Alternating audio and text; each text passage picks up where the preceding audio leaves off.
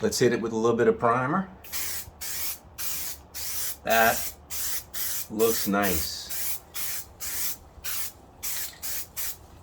There you go.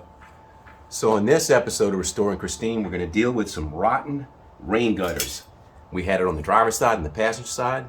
These channels were rotten. I'm going to show you how to fix them, how to make new ones out of sheet metal using a block of wood, gouging out a channel, making a little mold template that you beat into it. You make these two rain gutters, weld them in place, good as new. Interested in seeing how I got this done this weekend? Stay tuned.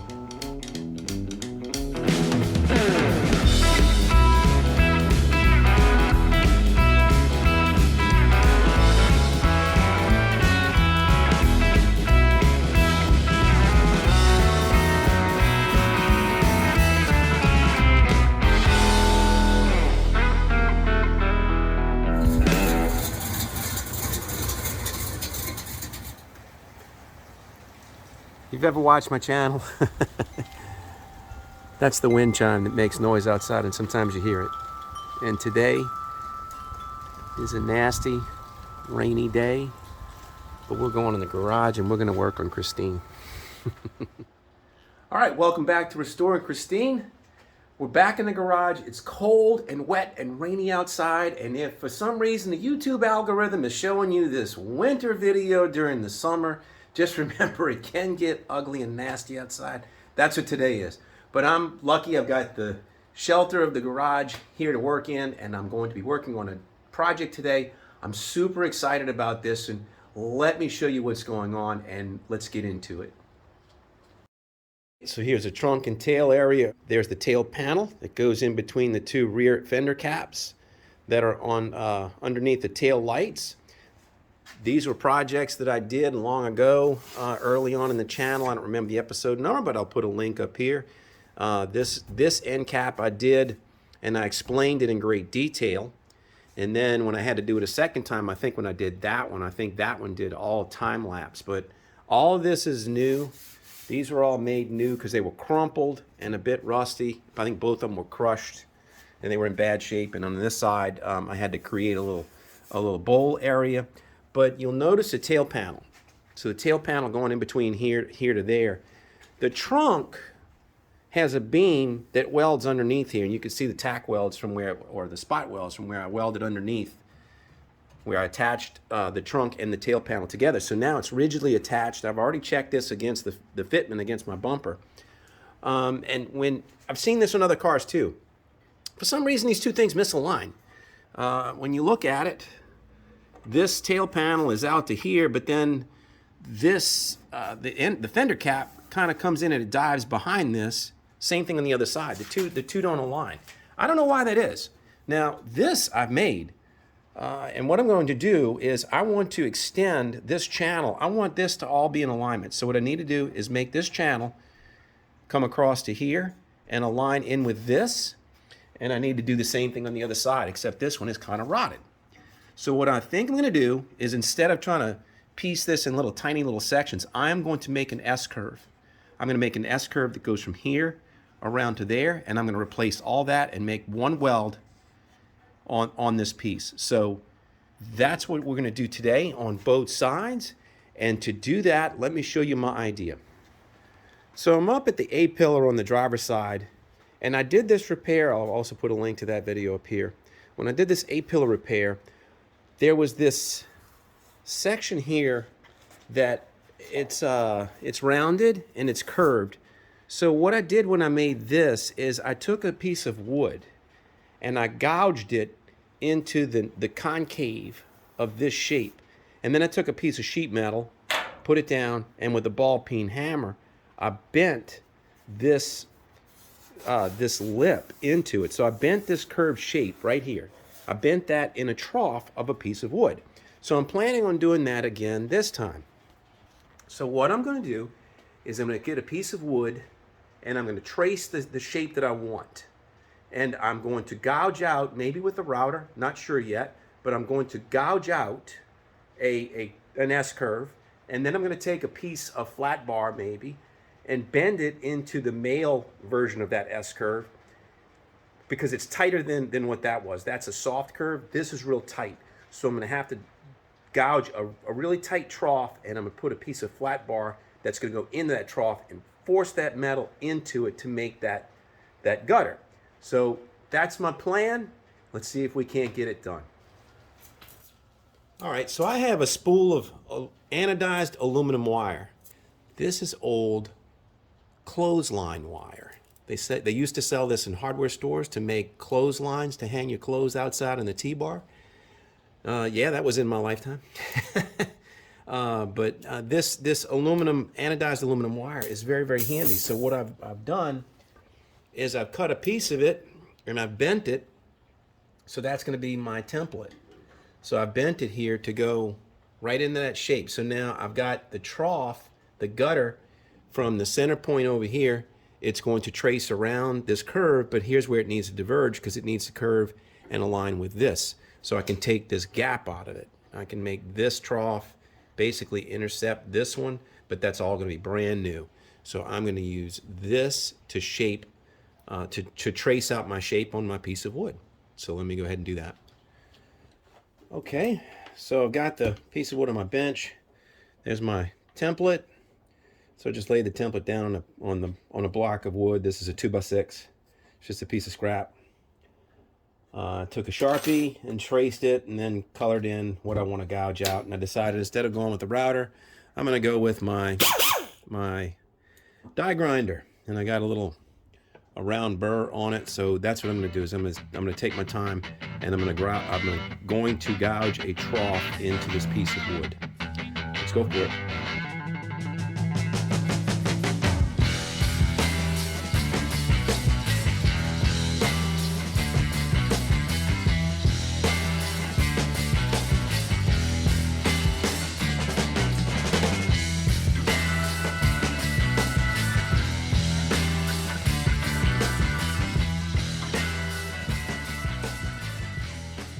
I got my torch.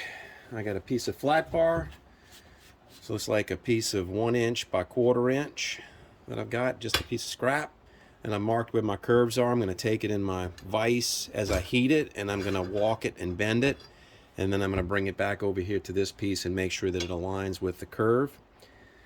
And the way I made this is I extended this so that it was long enough on both sides, and I'm just going to treat this S-curve as if it's symmetric so that it can be flipped.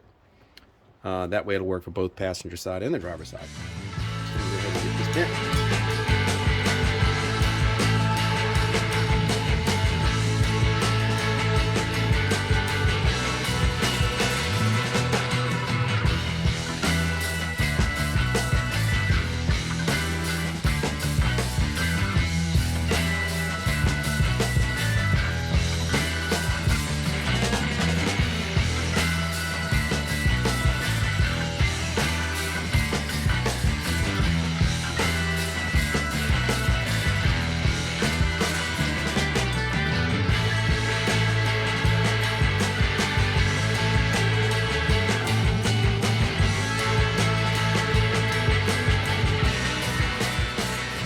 All right, that's it. There's the curve. So I had to walk it from one end to the other because I had to be able to walk it in the vise. I had to, you know, as you bend this, you can't work it. So I had to like start. I had to start from one side, and then as I was pulling out, I was pulling out straight parts from the vise in order to get it bent. But I got it done, and I am almost out of acetylene. I mean, I am like on E. It is, it's almost not even registering on my gauge. So I need to get into a acetylene bottle filled soon. Okay. So what I'm going to do is I'm going to cut this to length so that it fits in the trough, and then I'm going to take this piece, and I am going to nose over this so that it's nice and it's round. It's rounded, and that way we'll be able to shove that piece of sheet metal right in that groove and not have any hard edges catch it. So let's do that next.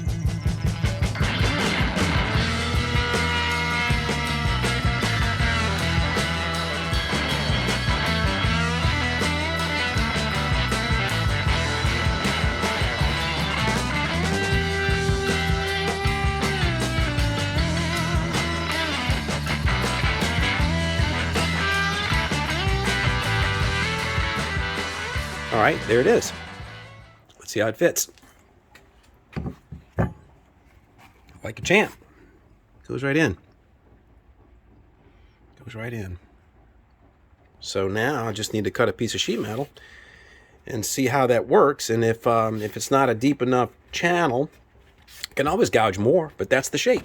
So what I'll do is I'll make one for the driver's side and check that. And then if it works, I'll be able to do the same thing, except on the passenger side, I'm going to use the other end. So it's going to go from here to here on one side and then from here to there on the other side. So I've got a piece of metal cut out. Started off with a 6-inch by 12-inch piece, and I made it about 1.5 inches wide. It's probably very long from having to make this U shape. I'm not quite sure how that's going to work out, if that's too big of a piece to try to shape into a cup and bend this compound curve. But I'm going to try it, and I'm not sure how this is going to work, but you know, you're going to be the first to see whether it works or not. But I'm hopeful. I'm going to try it.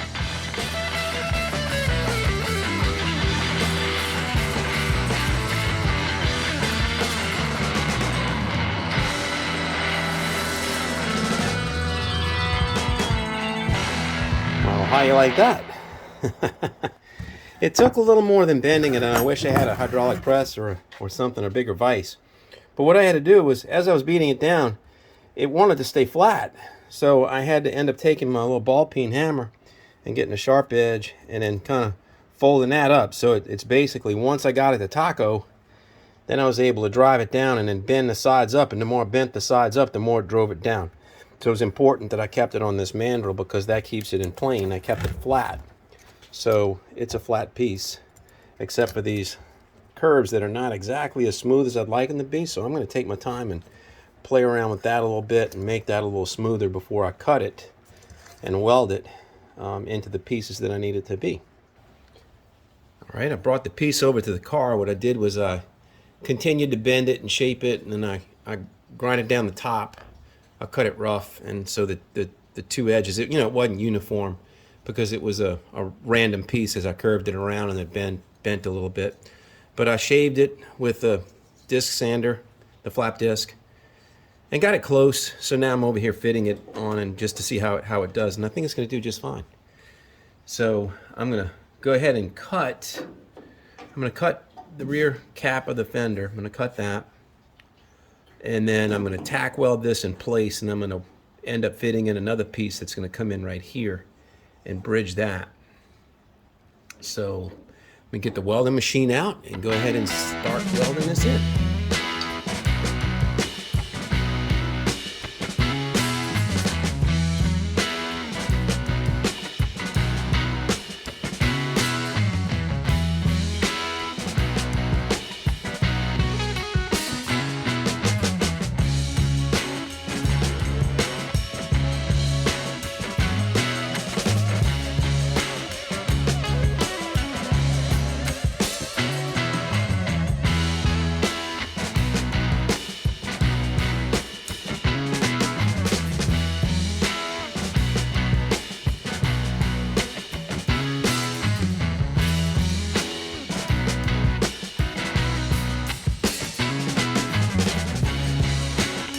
Got it mostly fitted.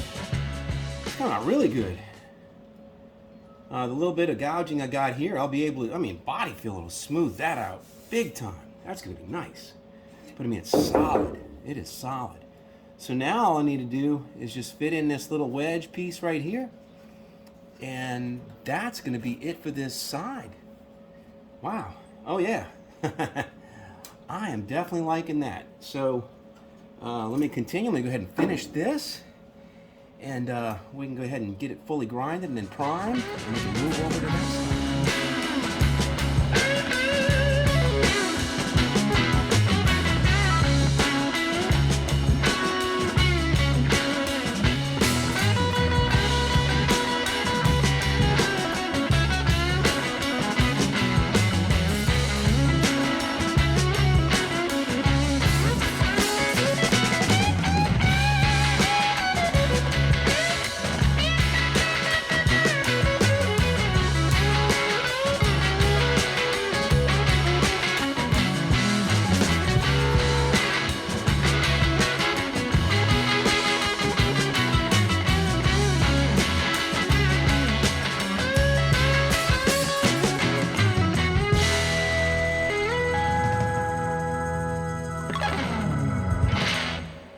Well, there it is. Done. I am very pleased with it. I mean, I've got this thing, the camera zoomed on it, but that is nice. That came out clean. Very pleased with it. Got the flat part in. Got the trough. It looks really good. You know? And that is much better than what I took off. Where's the piece? So, that's what came off. You know, it had rot in it, and the edge, the lip was worn from corrosion, and now it's all in place. So it's a good looking gutter. Look at that. I like it. Now I gotta do that one. So I'm gonna do that one. Probably do a lot of time lapse again. I don't know, we'll see. Let's see how long this video is. I don't want it to be too long, but I'm gonna do the same thing over there that I did over here. Here I go. Okay, there's a second one. Now I was halfway right about flipping it over. I couldn't use the same curve, at least the groove here, because it's a mirror image. It's, you know, you rotate it, it's still going in the same direction. So my flat bar worked out all right. I had to change this contour a little bit anyway. So I changed this contour to match the passenger side, and then I flipped it over. And when I flipped it over, then I was able to come over here, and I grooved some more, and there it is. So I got it. And this time I didn't do the ball peen. So this time I just set it flat, put this on here, started on the concrete, beat it with the maul, got it to chase itself into the groove. So it went into the groove, and as it did it, I was able to just walk this all the way down, and it gradually pinched up, and that's what got it. Then I had to take the ball peen hammer again and just tap the edges up and fold them a little closer, a little tighter. So now this is ready to take over to the back of Christine. Go ahead and weld in place. Here we go.